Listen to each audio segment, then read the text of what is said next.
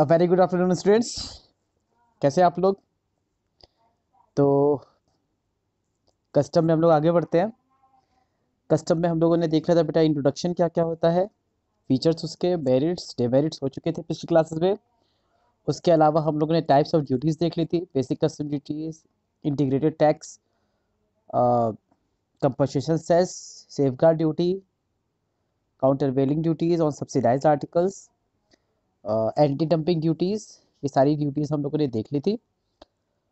और आज हम लोग को पढ़ना है, वैसे तो ये topic numerical point of view से बहुत इंपॉर्टेंट है, फिर भी हम लोग इसको डिटेल में डिस्कस करते हैं। ठीक है, तो वैल्यूएशन की बात करते हैं। ठीक है, वैल्यूएशन का मतलब होता है कि साहब किस वैल्यू पे मैं कस्टम ड्यूटी लगाऊं। ठीक है, सपोज सामान मैंने इंपोर्ट किया, इंपोर्ट करते समय ये खर्चे हुए, तो मान लीजिए साहब मैंने सामान को परचेज किया 10 लाख का, तो क्या मैं 10 लाख को वैल्यू मानूं, उस पर टैक्स लगाऊं, या उसको लाते समय मैंने फ्रेट पे किया, या उसकी पैकिंग करवाई, पैकिंग करवाने में 2 लाख खर्चा हो गया, फ्रेट में खर्चा हो गया, मैंने उसका इंश्योरेंस करा दिया, इंश्योरेंस में कुछ खर्चा हो गया, मैंने कुछ रॉयल्टी थी उसको पेमेंट किया है, कुछ कमीशन थे उसको पे किया है, तो सर क्या मैं परचेज प्राइस को मानूं, या परचेज में कमीशन जोड़ दूं बाकी हटा के मानूं, या मैं परचेज में सर फ्रेट जोड़ दूं कमीशन हटा दूं? मतलब कि आखिर में किस वैल्यू को मानूं कि उसी वैल्यू पे क्या लगेगा, टैक्स लगाना है। अच्छा, उसके अलावा कि सर वो जो वैल्यू होगी वो कौन सी होगी, क्या वो ट्रांजैक्शन वैल्यू होगी, क्या मैं ट्रांजैक्शन वैल्यू को ही एसेसेबल वैल्यू मान लूं? हम लोग जीएसटी में शायद चर्चा किए थे, ट्रांजैक्शन वैल्यू क्या होती है, एसेसेबल वैल्यू क्या होती है। ट्रांजैक्शन वैल्यू का मतलब वो वैल्यू जिस पे मैंने आपसे कोई चीज़ ट्रांजैक्ट की है, मैंने आपसे कोई चीज़ क्या किया, ट्रांजैक्ट किया। और एसेसेबल वैल्यू का मतलब, एसेसेबल का मतलब होता है साहब कि सपोज वो वैल्यू जिस पे हमारा क्या लगेगा, कस्टम ड्यूटी चार्ज होगी। ठीक, तो ट्रांजैक्शन वैल्यू और एसेसेबल वैल्यू सेम भी हो सकती है, या ट्रांजैक्शन वैल्यू जो है वो एसेसेबल वैल्यू से क्या हो सकती है, अलग हो सकती है। ठीक है सर। अच्छा सर, ट्रांजैक्शन वैल्यू को कब हम मानेंगे एसेसेबल वैल्यू? तो उसके लिए साफ साफ बोला गया है कि ट्रांजैक्शन वैल्यू को हम एसेसेबल वैल्यू तभी मानेंगे जब ट्रांजैक्शन वैल्यू जो है, जो भी प्राइस पे किया गया है वही सोल कंसिडरेशन है, और दूसरा कि जो इंपोर्टर है और जो एक्सपोर्टर यानी कि जो बायर है और जो सेलर है वो दोनों रिलेटेड पर्सन नहीं होंगे। मेरी बात ध्यान सुनना, ट्रांजैक्शन वैल्यू को ही हम लोग क्या मानेंगे, एसेसेबल वैल्यू। और कब ट्रांजैक्शन वैल्यू को एसेसेबल वैल्यू मानेंगे, जब जिस वैल्यू पे हमने ट्रांजैक्शन किया है वो सोल कंसिडरेशन है, यानी कि उसके बदले में और कोई कंसिडरेशन नहीं है, केवल प्राइस ही सोल कंसिडरेशन है। और दूसरा कि जो इंपोर्टर और एक्सपोर्टर है, या कह सकते हो कि जो बायर और जो सेलर है वो दोनों रिलेटेड पर्सन नहीं है। सर रिलेटेड पर्सन क्या होता है, याद करो जीएसटी क्लास, उसमें मैंने बताया था कि 2% रिलेटेड तब होते हैं जब एक जो है वो दूसरे के इंटरेस्ट को अफेक्ट कर सके। ठीक है, जैसे या डिसीजन को इन्फ्लुएंस कर सके, जैसे अगर वो एम्प्लॉयर और एम्प्लॉय है, या वो दोनों डायरेक्टर हैं एक दूसरे कंपनी के, या तो प्रिंसिपल या एजेंट है। ठीक है, श्योरिटी वाला केस था, यानी कई ऐसे केसेस थे जहाँ पे वो क्या होता था, रिलेटेड पर्सन माने जाते थे। तो दो ही केस में हम ट्रांजेक्शन वैल्यू को एसेसेबल वैल्यू मानेंगे, कब, जब वो सोल कंसिडरेशन हो, प्राइस जो पे किया गया है, और दोनों जो है वो हमारे रिलेटेड पर्सन ना हो। अगर बाय चांस दोनों में से कोई भी एक कंडीशन हो गई, या दोनों के दोनों हो गई, तो उस केस में हम ट्रांजैक्शन वैल्यू को एसेसेबल वैल्यू नहीं मानेंगे। और उस केस में एसेसिबल वैल्यू निकालने के लिए हमें रूल्स में जाना होगा, और रूल्स क्या है हम लोग डिस्कस करेंगे आगे चल के, ठीक है।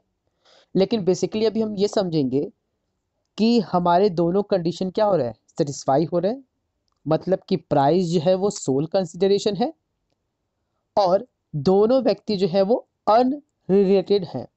अनरिलेटेड का मतलब एक दूसरे से रिलेटेड नहीं है, ठीक है सर। तो उस केस में जो ट्रांजैक्शन वैल्यू होगी वही क्या होगी, एसेसिबल वैल्यू होगी, ठीक। अब ट्रांजैक्शन वैल्यू में क्या होता है, कुछ ऐसे एक्सपेंसेस होते हैं जो कि अगर इंक्लूड नहीं हुए हैं तो मुझे क्या करना होगा, इंक्लूड करना होगा। ध्यान से मेरी बात सुनना। अगर कोई ऐसी एक्सपेंसेस जो कि इसको अगर ऐसे समझे कि जो कि बियर करनी थी, जो कि बियर करना था, ठीक है, जो इंपोर्ट कर रहा है, ठीक है, मतलब इंपोर्ट करने, सॉरी, जो सेलर है उसको बियर करना था, लेकिन वो जो है वो बोला कि एक काम करो, वो खर्चा हम यहाँ के दे देंगे, तुम उसकी प्राइस में इंक्लूड मत करो, ठीक है, वो हम लोग आउट ऑफ वे सेटलमेंट कर लेंगे, तुम उसकी प्राइस में इंक्लूड मत करो। तो ऐसे खर्चे जो कि प्राइस में इंक्लूड नहीं हुए हैं लेकिन इंक्लूड होने थे, तो हम उनको इंक्लूड कर देंगे, ठीक है, ठीक है सर। उसमें सबसे पहले तुम्हारा क्या है, सबसे पहला है तुम्हारा, ध्यान से जरा इस चार्ट को देखना। सबसे पहले तुम्हारा परचेज प्राइस ऑफ गुड्स, जितने में आपने परचेज किया यानी कि ट्रांजैक्शन वैल्यू, वो ले लेंगे, उसमें कमीशन या ब्रोकरेज पे कर देंगे, ठीक, उसमें कमीशन या ब्रोकरेज क्या कर देंगे, पे कर देंगे। अगर उसको उसने कॉस्ट में क्या किया, इंक्लूड नहीं किया है तो, यानी कि परचेज प्राइस में अगर उसने बाइंग कमीशन को ऐड, सॉरी, उसमें उसने कमीशन या ब्रोकरेज को ऐड नहीं किया है तो हम उसको ऐड ऑन कर देंगे, लेकिन किसको छोड़ करके, बाइंग कमीशन को छोड़ करके, ठीक है।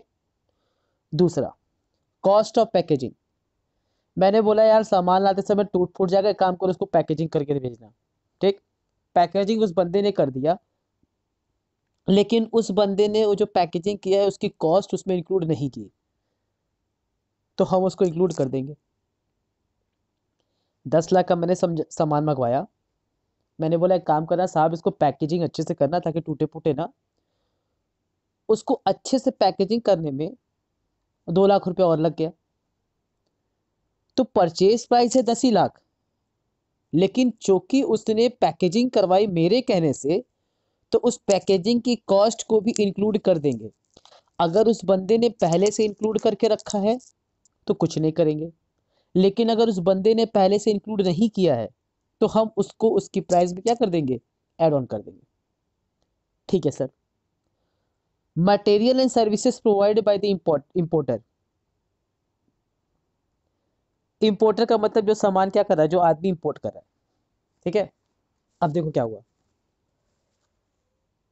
कुछ सामान इंपोर्टर के पास था, मटेरियल या कुछ सर्विसेज ऐसी थी जो इंपोर्टर ने खुद ही दे दिया किसको, जो आदमी एक्सपोर्ट कर रहा है, ठीक है, यानी कि दूसरे बंदे को, उसने कुछ मटेरियल प्रोवाइड कर दिया एज अ रॉ मटेरियल और बोला कि इसको कॉस्ट में ऐड मत करना। समझना मेरी बात को, 10 लाख का सामान था,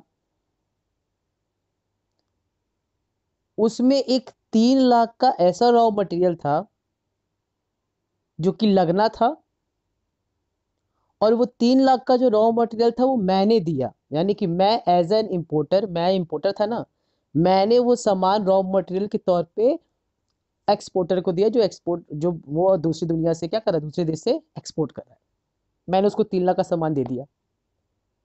अब 10 लाख के सामान में जब 3 लाख का सामान लगेगा ना, तो ऑटोमेटिक उसकी कॉस्ट कितनी हो जाएगी, 13 लाख रुपए।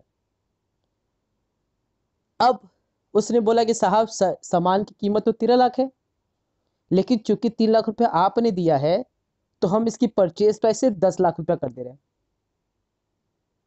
तो इसका मतलब कि उसने मटेरियल और सर्विसेज को इंक्लूड नहीं किया, और जब इंक्लूड नहीं किया तो उससे उसकी प्राइस क्या हो गई, कम हो गई। तो कहा गया कि अगर ऐसा आप काम करते हो तो आपने जो भी मटेरियल सर्विस प्रोवाइड की होगी उसको अगर आपने इंक्लूड नहीं किया है तो हम कस्टम जब ड्यूटी चार्ज कर रहे होंगे तो हम उस वाले कॉस्ट को भी क्या कर देंगे, ऐड ऑन कर देंगे। यानी कि हम जो 3 लाख का सामान दिए थे उसकी कॉस्ट उसमें ऐड कर देंगे। इसका मतलब कि मेरे लिए एसेसेबल वैल्यू कितनी हो जाएगी, 13 लाख। हो सकता है कि ट्रांजैक्शन वैल्यू कितनी हो, 10 लाख। बात समझना, मैंने उसको पे कितना किया है, सिर्फ 10 लाख, तो ट्रांजैक्शन वैल्यू कितनी है, सिर्फ 10 लाख। लेकिन 3 लाख रुपए अगर आपने ट्रांजैक्शन वैल्यू में इंक्लूड नहीं किया है तो हम उस 3 लाख को भी क्या कर देंगे, इंक्लूड कर देंगे। क्लियर है? यानी कि परचेज प्राइस में कमीशन ऐड होता है, परचेज प्राइस में पैकेजिंग की कॉस्ट ऐड होती है अगर हमने इंक्लूड नहीं की है तो, और अगर कोई मटेरियल या सर्विस इंपोर्टर ने एक्सपोर्टर को दी है और उस प्राइस को उसने अगर अपने परचेज प्राइस में ऐड नहीं किया है, इंक्लूड नहीं किया है, तो हम कर देंगे। मैं फिर बता रहा हूँ, स्टैट्यूटरी वार्निंग दे रहा हूँ कि अगर ये तीनों कॉस्ट पहले से इंक्लूड कर दी गई हैं तो हम उसको छुएंगे भी नहीं, क्योंकि वो साहब इंक्लूड होनी थी और वो हुई भी है।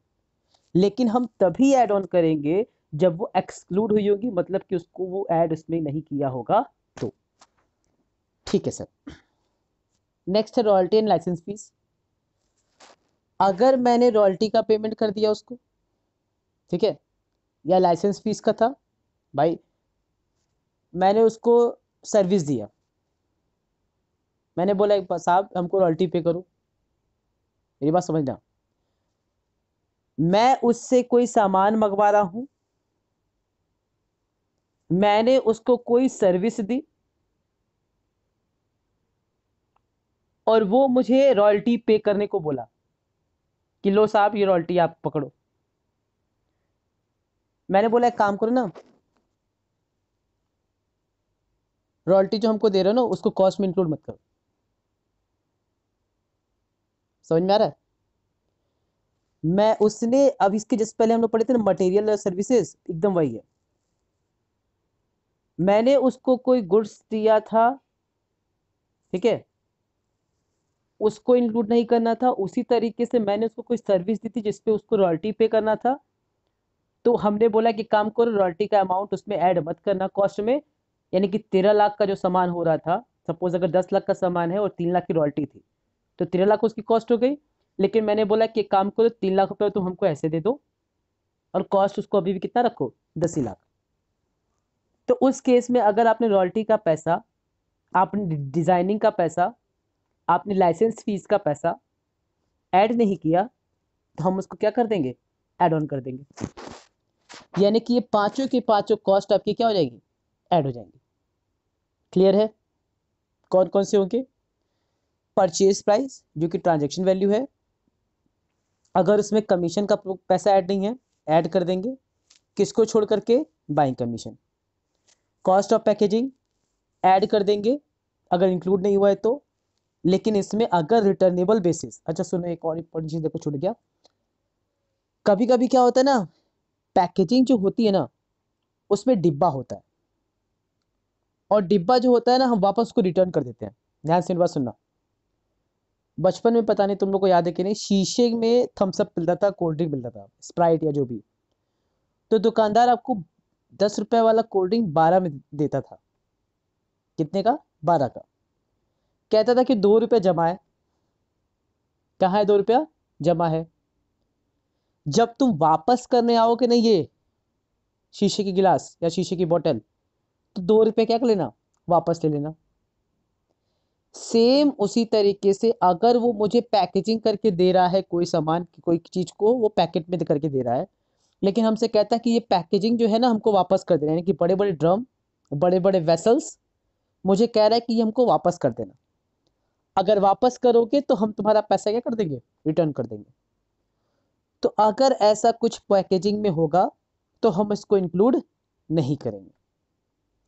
यानी कि कॉस्ट ऑफ पैकेजिंग अगर 3 लाख है, उस 3 लाख में 1 लाख ऐसा है जो कि रिटर्नेबल है, ड्रम है, वेसल है जो कि रिटर्नेबल है।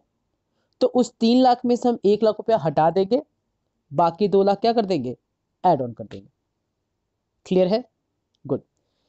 फिर हमारे पास मटेरियल सर्विसेज डिस्कस कर चुके हैं, ठीक, कि मैंने उसको सर्विस दी, मैंने उसको मटेरियल दे दिया, मैंने बोला कॉस्ट में से बेटा कम कर दो उतना, तो वो कम करके देगा, नो डाउट। लेकिन जब हम कस्टम निकाल रहे होंगे तो हम इस मटेरियल को और इस सर्विसेज को भी ऐड ऑन कर देंगे। और सेम होता है रॉयल्टी के साथ भी, लाइसेंस फीस के साथ भी, टेक्निकल फीस के साथ भी, इंजीनियरिंग एक्सपेंसेस, ड्राइंग एक्सपेंसेस, ये सारे के सारे क्या होंगे, इस तरीके से ऐड ऑन हो जाएंगे।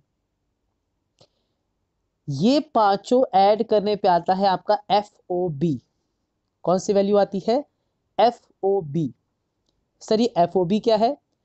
FOB का मतलब होता है free on board. F free, on O for on और B for board. Free on board का मतलब होता है जब सामान सपोज ऑस्ट्रेलिया से चल रहा है, ऑस्ट्रेलिया के पोर्ट से जब वो जहाज पे लदाता है ना, लद गया है, लोडिंग हो गई है, तो उसको हम लोग बोलते हैं फ्री ऑन बोर्ड। यानी कि सामान पैकेजिंग हो गया है, लद गया है किस पे, शिप पे, और बस एक्सपोर्ट होने वाला है। तो उस समय जो कॉस्ट होती है उसको हम लोग बोलते हैं फ्री ऑन बोर्ड, यानी कि रेडी टू एक्सपोर्ट। अब क्या होता है, उसमें 2 खर्चे और ऐड होते हैं। कौन कौन से खर्चे? अगर मान लीजिए जहाज चलती है ऑस्ट्रेलिया से, पोर्ट से जहाज चली, पानी की जहाज, और वो इंडिया की मुंबई पोर्ट पे आ रही है, ठीक है, तो बीच में जहाज जो मेरा सामान लेकर के आ रही है, तो वो सामान जो लेके आ रही है उसका वो हमसे क्या चार्ज करेगी, फ्रेट, भाड़ा, ट्रांसपोर्टेशन चार्ज लेगी। और जब कभी भी जहाज पे मेरा सामान जाता है, तो उसका कंपनी जो है वो इंश्योरेंस भी देती है, कहती है अगर आपका सामान डूब गया तो वो मेरी जिम्मेदारी हो कि हम आपको पैसा देंगे। यानी कि वो मुझसे इंश्योरेंस का भी कॉस्ट ऐड करती है। और वो सामान कहाँ पहुंच जाता है, मुंबई के पोर्ट में, ठीक है। यानी कि फ्री ऑन बोर्ड ऑस्ट्रेलिया के पोर्ट से जब चली, तो उसमें 2 कॉस्ट और ऐड हो जाएगा। एक ऐड होगा आपका फ्रेट और एक आपका ऐड होगा इंश्योरेंस।